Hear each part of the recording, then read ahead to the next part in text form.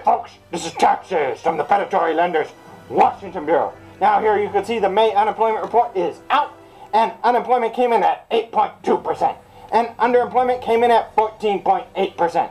Also, your average hourly earnings are at $19.70 an hour, and your average work week is at 34.4 hours a week. Now here you can see the average American makes about $2,900 a month, or $35,000 a year. So let's go onto the street to see what the folks think about this. Now we're here because the May unemployment report is out, and unemployment came in at 8.2%, and underemployment came in at 14.8%. Now what do you think about these numbers?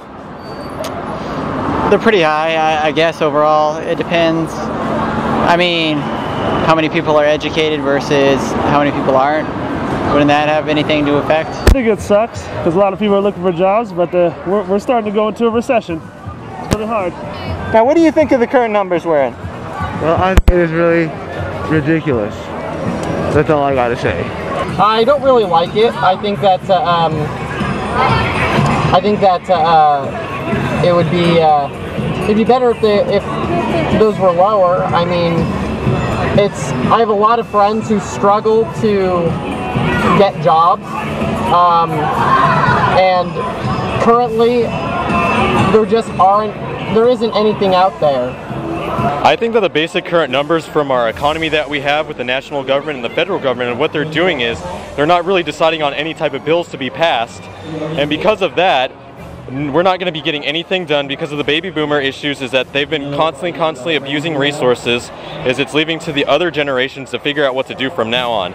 So the basis of the actual national debt that we have is going to keep rising and rising unless we do something to even it out, which is going to be really terrible, because we're going to have to tax, despite the fact that the more cuts you do in this type of situation is bad based on the economy itself. The more we cut, the less people are more likely to do things. So that's my opinion based on that. Honestly, I think unemployment's gonna keep rising, because if we're not building anything new, then sure, those people will have jobs, they're building it, but if there's nothing being built, then there's gonna be no more jobs, obviously. And this coming up election, I have really no hope for. It wasn't hope the last candidate's political thing? He was always talking about hope. Yeah, that's just a bunch of, they say they're going to do something, but then right when they're elected, they just do whatever the hell they actually want. Now, there was increases in employment in 3 areas: healthcare, transportation, and warehousing. But it is down in construction. Can we continue hiring more people in transportation and warehouse goods if there is no new construction? No, we cannot, because everything currently is getting outsourced. I do believe I did hear a story once where there was actually a company that it was in Detroit where their entire company faltered, so people from China actually came over and they took all of the parts and they rebuilt it. So construction is going to be slowly to a decline because we just can't keep building because we won't have the resources or money to. I guess not, but mostly all this stuff ends up focusing more on the engineering and electronical side for like the more new technology, I guess. No, not if it's not doing any good. If you're not building stuff that people need, then what's the point? I don't think so, because you kind of need an equal amount of employees for both, and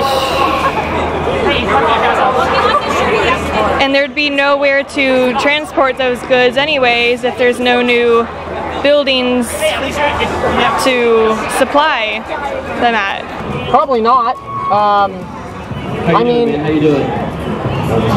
if you're not, I mean, with the real estate market being rather bad, there isn't much motivation to build new housing and new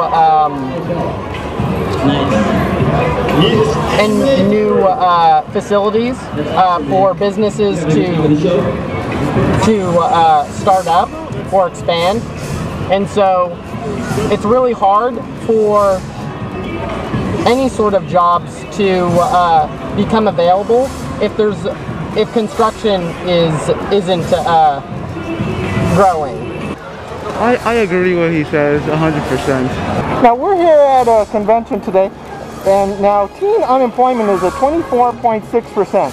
Plus the high level of national debt and the large number of older workers needing health care, what will happen to the very young and very old due to this debt? No health care? No health care. Yeah, seeing Obama's health care thing's due to pass pretty soon. The very old are going to get their benefits, but the very young, we're not going to be getting any type of retirement fees as much as the older generations have did. So it's going to be very harder for us to retire, and we're probably going to be working until way later. That's pretty much the basis of it. They're going to suffer for it. And you?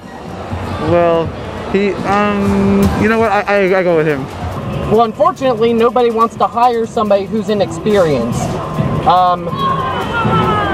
Business owners want to hire somebody that they can count on, and the very young and the very old, just in terms of from an employer, just aren't valuable. And because of such low unemployment, you have people who are experienced that are willing to take pretty much any job they can get at whatever rate they can get, so that they can get by.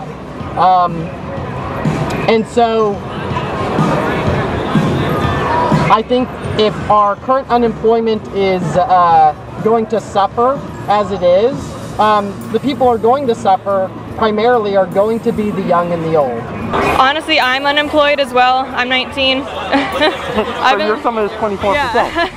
So I'm still looking at, it'll probably just keep rising, unemployment, because especially for teenagers, from my experience, no one wants to hire a teenager, even if you have had experience in the past, just because you're a teenager, pretty much. They just think that you can't really do the job right. And as for from the elderly, I'm just sure because of all the health care, that's just going to keep rising. And now I know many young people nowadays are considering starting their own business. Is that something you considered starting? It'd be nice, but it's not really a rational idea. I can't, yeah. So in closing, is there any last minute things you want to say to the folks throughout the galaxy? Daft Punk all day. Have fun. YOLO! YOLO! As a small business owner who is currently trying to make his way in this terrible economy, don't give up. Keep on trying, and good luck to you. I guess that's it. Okay, so in closing, this is Taxes from the Predatory Lending Network, signing out.